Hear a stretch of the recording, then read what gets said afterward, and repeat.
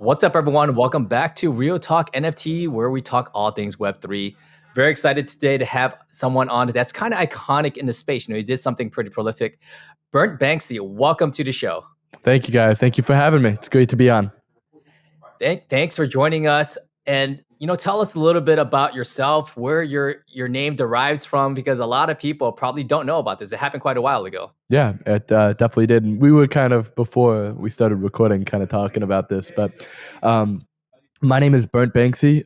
Spoiler alert, I got that name because I burnt a Banksy. But the little backstory behind it is it's 2021, 2020 when the idea actually kind of came out. And for anyone who is in crypto at that time, NFTs, it was like nothing. It was like Zed Horse and like Crypto Kitties, and that was kind of it. Like I remember very vividly the highest average price NFT sale at the time was, I think it was like $100,000.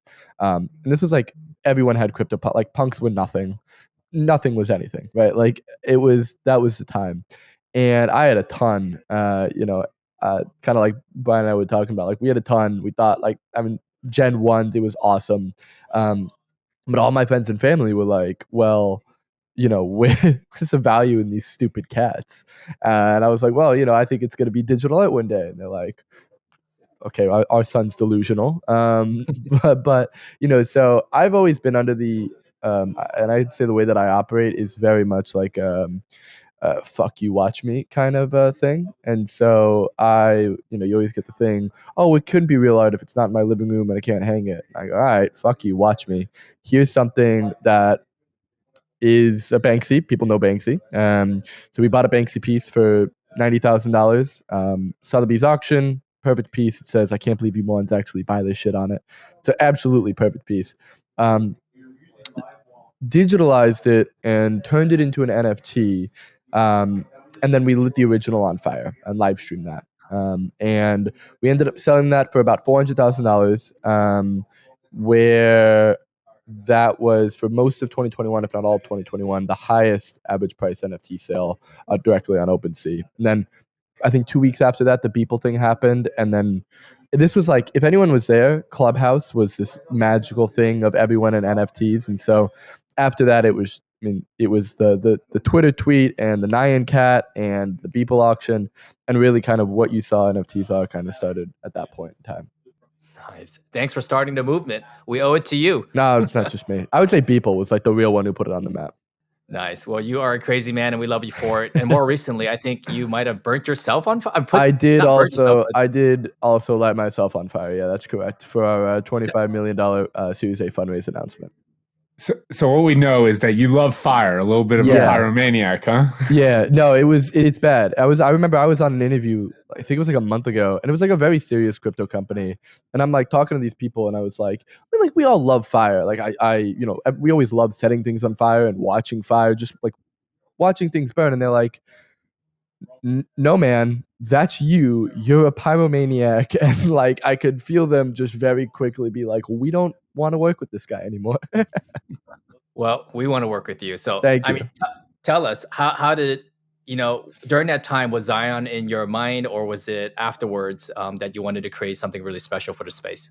Definitely afterwards. I've been in crypto since about 2015, 2016. And I considered myself rather proficient. We were mining. I had a bunch of miners. We were working at a company as well. And it was a nightmare for me to mint this NFT and go through the entire process. It was truly terrible. And we had started off with, kind of after that had happened, the idea of XION kind of actually started coming to fruition, which is like, I love crypto to death, but normal people can't use this. And what's the point of all of this that we're doing if people can't actually use it? And so that was pretty much the impetus of XION. And it took a bunch of different forms. We actually built some of the earliest NFT standards and collection standards for Solana, one of the first NFT marketplaces there back in 2021. Started the application level. Really, it figured, holy shit, there's so much work to be done, where we ended up building XION to be this kind of chain abstraction solution to abstract chains away and let products actually be usable. Is there any reference, because I'm a big Matrix fan, to the city of Zion, or is this completely separate? A little bit. There's a lot of different There's a lot of different meanings, and I think like you can notice this in a lot of things that I do, especially like the name burnt and like the ways that I use fire. There's never like I don't like things that have one direct translation. I hate that. I love things that are like it is open to the interpretation, and it can mean a lot of things, and it can act in that kind of fluid nature. And that's also why I like if you look at the website, everything's black and white. And then we use color very sparingly to kind of very similarly say, you know, that kind of idea fluidity. Just removing the technical barriers for XION, just I can see how it's going to help consumers like essentially just onboard into crypto. And that's something Joe and I are always talking about, like to just make life easier for people to utilize blockchain. And correct me if I'm wrong, but I don't want to say native token, but everything's based in USDC? So everything at the end of the day settles to the XION token. Effectively, what we wanted to say is it doesn't fucking matter. Right? Whether you hold Ethereum, whether you don't hold Ethereum, like that is one of the largest friction points in the world. And so we wanted to create an atmosphere where it's just you feel like you're using a Web2 product. The easiest way to do that is to denominate things in dollars, right? No one needs to know what a Solana is or an Ethereum is. But then also not completely excluding the rest of the crypto world, right? So everything on a product side, like, and most of like when we talk, like, it's actually remarkable how much can be solved with just pure design decisions, right? And so saying everything should be designed in USDC, but for everyone, we can actually like one of the really, really interesting things about XION is you can use any token to pay for anything and it'll settle to XION, and then the chain will work without people even needing to know what's going on. And you'll get that theme a lot, and kind of, especially in this conversation. Got it. And how has that solved maybe some unique problems since launch? Or I'm sure you guys have been. Is it testnet still? Or is it out? Yeah, we're testnet. We're very close to mainnet. Okay. But yeah, I mean, it is so like.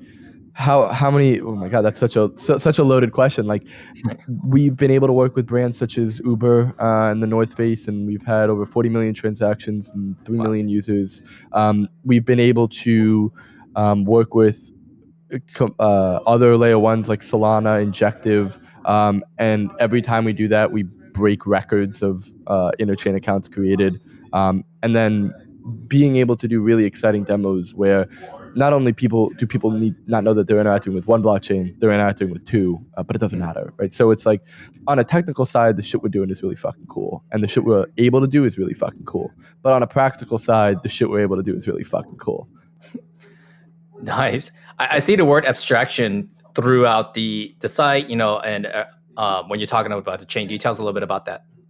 Yeah, I mean, like a lot of this shit's bullshit. Like in a way, like crypto is bullshit. And there's this aspect of, I believe I see ivory towers everywhere when I see all these jargons. Like even when we started this conversation, you're like, what's an NFT? I know, joke, well, you know what I mean. But like me having to explain to people what an NFT is, and it doesn't fucking matter. Like that something's not fungible. It just does not matter. Like we need to get to a point, like you'll see this, especially in our mainnet, like we've made some really intricate design decisions where I don't want to see the word NFT ever. I want to see you're selling a ticket, sell a ticket. You're selling a pass, sell a pass. Don't sell an NFT. It doesn't matter. It can appreciate in value, and it does not need to be this like jargon barricade anymore. And I think to be able to cross that chasm, and when we talk about abstraction, like that's an easy word to say, shut the fuck up. And I think that's just kind of how we operate. Nice. You have another kind of headliner, making crypto disappear. I'm sure a lot of people gravitate towards that and kind of what you're meaning, right? Yeah, right. Like I think you looked at this industry for so long, and a lot of it was, this like attraction to certain blockchains or doing certain things, but it's like making crypto, or like the idea that we need to make the education better for new users. And I think that's a fundamentally flawed approach. I think the approach needs to be, we just need to give value to users, and they don't give a shit. Like we're using squadcast.fm to record this. I don't care how this works. I'm on this podcast and I want to talk, and I want to talk about my ideas, and you guys want to talk about your ideas. you shouldn't have to go through like a Coinbase learn and earn program to understand the intricacies of packet sending and the entire internet structure to be able to do this. Got it.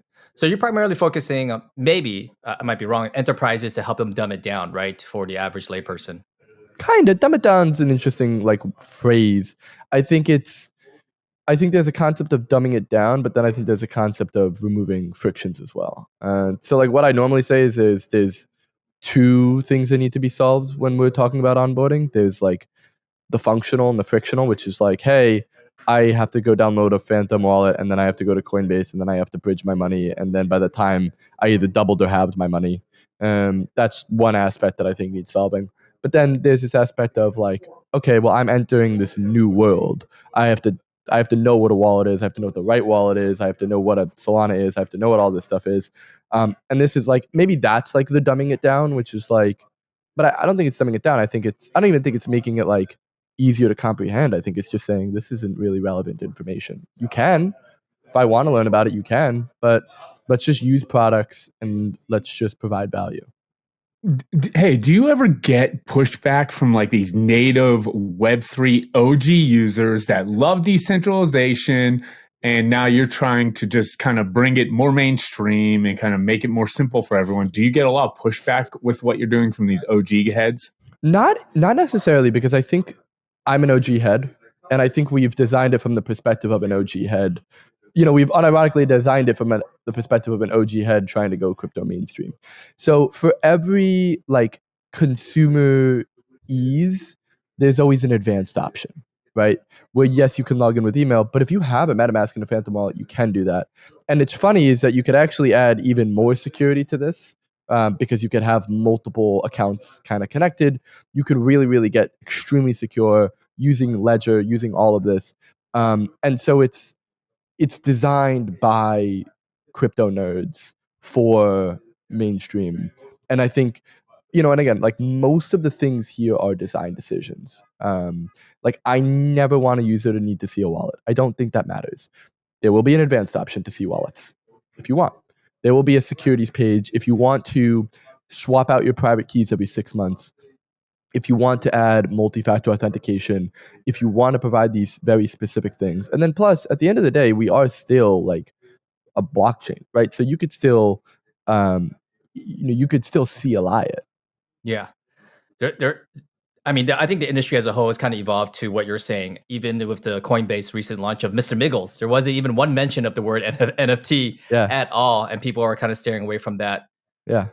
And you did mention some key pieces that kind of answer the question I had in my head: is where does that curve? Where's that kind of point where okay, you need to learn about some aspects of this. For example, my mother and her friends, they don't even know how to utilize their email to access their banking account. But they need to understand email, right? So in Web3, there is some things we can't get rid of everything in. And I could be wrong. That's why I wanted to ask your expertise. Where is that line, right? Is it, hey, if you want to learn about exporting wallets, that's kind of where the buck stops, just wallet management? Or is there kind of a little bit more? No wallets. Zero wallets. No, I think wallets. I think we're going to look back in 5 years and say, why the fuck did we use that? And I think you're going to look back and see the single biggest pain point of this industry being externally owned accounts, especially in an age where smart contract accounts can exist. And we just, for some reason, due to legacy decisions, have not used them. So I think genuinely they will be laughed at in 5 years. Nice. What's been the biggest feedback so far? I mean, I guess the best show My hair of success is incredible. I just look phenomenal. I would say the best compliment is that no one even knows about you because you've done so well sharing just like the average person that, hey, this has nothing to do with blockchain wallets, whatnot. And they hear XION, they're like, oh yeah, I didn't even know they were powering the whole thing. Yeah. And I think like you look at success for us, it's exactly that, right? Like we want the next Facebook. And I think we're at a point in the industry where the next Facebook will be built with us because we need a total addressable market larger than that of MetaMask or Phantom Wallet, right? And right now, it doesn't make sense to be an application in this industry because the customer acquisition cost and the friction is way too high to justify any lifetime value there. And so the typical YC model just doesn't work. And so with that kind of being said, right, like I just think that to that point, right? Success comes in the success of the products built on top of us. Like AWS is probably a very good example. If you know what AWS is, you probably use AWS. But like if I'm using something and I don't know it's AWS, and great, like that's the success of AWS in my mind. Gotcha. We've seen some big use cases out here in California. Not sure if you heard, $42 million, 42 million DMV titles are being transferred I onto heard. Avalanche. Yeah. I was wondering if there's anything quietly that you guys are working on. I know you guys have some partners. If you can tell us about that. Yeah, we had some pretty cool ones. Uber, North Face, Sunglass Hut, kind of working with one of the projects that are building on us. And Samsung is building with another project called Animation Plus. Animation Plus is kind of like they are I'm I always forget how to phrase this correctly, but they're an adult animation platform that's not porn, and I always need to preface that. But think like I call it like Crunchyroll for white people, which like is kind of Crunchyroll. But working with Samsung, because it's like a lot of it pre-downloaded on like Samsung smart TVs and stuff like that. But like then to have the loyalty aspect and like the community aspect of crypto, but still on like these Samsung smart TVs. And so that's actually another interesting thing about us, is that since everything's a smart contract, you can actually use it on any device. So we had people use it on their Xboxes and Apple Vision Pros and iPhones, and there was some really creative. I used it on the treadmill in the gym. That was a cool one. But yeah, some really awesome use cases there. But like, so that's why someone would be building with like Samsung. The Uber one was interesting. Yeah, so go on. I was going to ask you about the treadmill. If you could just go in 1 inch deep there. I'm curious about that. So it's like you walk so that you could pick the speed that you walk at, right? And it's like this machine and the like conveyor belt goes down. I could stop explaining a treadmill. But yeah, it was sorry, that was a fucking stupid joke. What was I gonna say? Yeah, it was all you need is an internet connection. So since like I'll take this a little technical for a second. And the way that like legacy decisions for wallets kind of created was saying, hey, cryptography exists. We need a public private key pair. We need a place to store the private key. Obviously, we can't store that on the internet because that's really, really unsafe. So let's have these like bouncers, if you would imagine them, which are wallets, saying like effectively like storing these private keys. And so that's what a wallet is, and that's that's where this exists. And so then everything you do there is encrypted with a public private key pair. Now think about like Signal. If anyone's used Signal here, you kind of have like this different approach where you don't, you can log in with like an authenticator, and you can separate this authentication and identity, where when you sign with a transaction, you're effectively saying, this is me and I accept this. When you can say, this is me, and before you start anything, and then you could say, okay, I accept this, that breaks this into like such digestible pieces where you don't need this anymore. And so you don't need Chrome extensions. You don't need to store private keys on a browser. And so all you really need is enough internet connection and enough RAM to actually log in. Because now it would be like logging in, like using an application would be the very similar flow to using Signal. Interesting. So that's how you're able to do it on a treadmill. Makes sense. I mean, we call everything Web3 here. What would be kind of your vision of how that kind of evolves, with your view in the next few years? I think like in the same way people in Web 2 aren't like, oh my God, I love using Web 2, especially after like Web 1. I think that's exactly what it's going to be like with Web 3. And whether there's a Web 4 or whatever the hell happens next, I just think that it's going to be normalized. And I think it's going to be very slow. Like it obviously is very slow till it happens all at once, right? And so my vision is that you're just going to be using the internet, and you're not going to need to know anything else. Like I could just use the internet, like how I do from YouTube to Facebook to whatever. Very similarly, if there's crypto, great. If there's not, there's not. But I think that's going to be a very big part of this. Well, we are transitioning. We don't want to be blacklisted from you because we have an NFT in our title. But we do love NFTs and digital assets, as we talked before we started recording. I do have to ask you, what's your, thoughts on digital art, advice to people creating, coming on board? Yeah, anything about that? I think it's hard to see right now. I will say the industry is very difficult to see right now, especially like, and you guys can probably relate to this very well. But I think what I've seen over the last 3 years, 4 years since the Burnt Banksy was like you had this amazing initiative to be an artist, to be seen, not needing to be someone and to be discovered globally. And I think it was really fucking beautiful. And I think you had such amazing stuff coming out of that. You had squiggles, right? You had art blocks. You really, really awesome stuff, right? Um, and then I think you got a little bit grifty. You had Board API Club come out, and like there is a lot of beauty in what they created, and they created the first experiment of a digital online community, which we really, really had not seen, especially at that scale. And they really broke into that.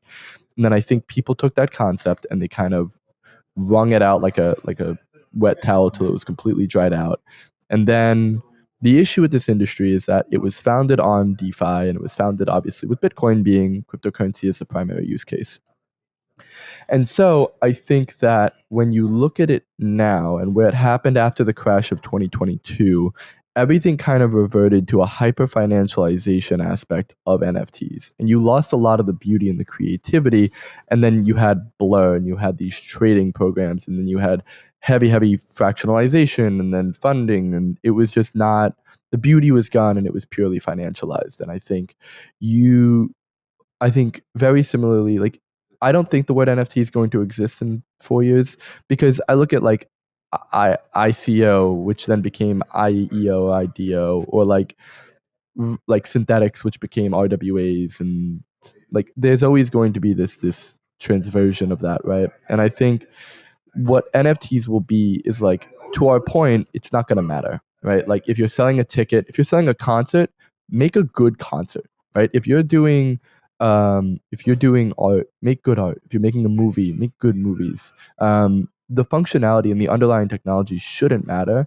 And I think we're getting to a point where the actual things that matter are the products. And so like there's a part of me that just says, if you're an artist, you want to do an NFT project, wait for there to be that product that will capitulate you and bring you to that next level, because right now there's nothing that exists. Got it. I do have to ask you this because I think you're going to have a super cool take or hot take on this. And that is meme coins, because it has not gone away and people are integrating it in some forms of payments even, right? Should we take it behind the shed? What's your thoughts on it? Dude, meme coins have been around since Dogecoin. Like there's no new thing under the sun, right? It really isn't. I think what you're seeing with meme coins now is a wanting of, like, a flow of money coming into the crypto system, probably because of the ETFs and things like that, and it kind of having nowhere to go, right? And a lot of early speculation, because it reminds me of where NFTs were back in 2020, late 2022, and it reminds me of ICOs in 2017. Which it doesn't actually matter. It's just about trying to gamble and get the next one right. And like to say that, NFTs existed before the NFT craze, tokens existed before the ICO craze, Dogecoin existed for the meme coin craze.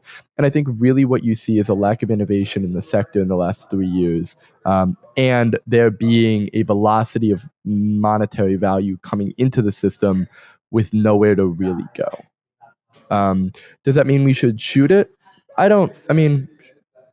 Doesn't matter, I guess, in a way, right? Because it's less representative of the actual concept, but more representative of, I would say, the industry and the flow of funds.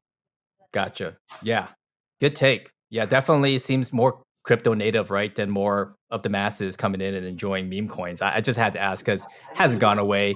It's progressing and it's just there. So it's just kind of like a thorn, right? So last question, and I don't want to instigate something here, but when is the next burning? Like, what are we doing next? Dude, you know how hard it is to continuously one up that? Like, I need to, like, if you guys can help me with that, I need to, like, something. Like, it's got to be something. I'm itching, literally. I shouldn't say that. The government's probably gonna get me, but there's this apartment complex right across. No, I'm just kidding. No, I'll email you some ideas. I watch a lot of America's Got Talent, and that they have a lot of burning on that show for some reason. Hell yeah. No, I would love to. I mean, we were thinking, I mean, early on I wanted to do space, but that is just way too expensive. But yeah, I'm definitely trying to branch out because I like lighting things on fire, if you couldn't tell. Mm. Yeah. Well, where can people find you? What's next? If you want to be found at Yeah, feel free definitely. to share anything you want. Cool. Yeah, I mean, it was. I mean, definitely follow Zion. I would say. I mean, fuck me, dude. I don't care. Follow Zion. Follow the project. Follow what we're working on. Follow the projects that are building on us. Burn Zion is a Twitter.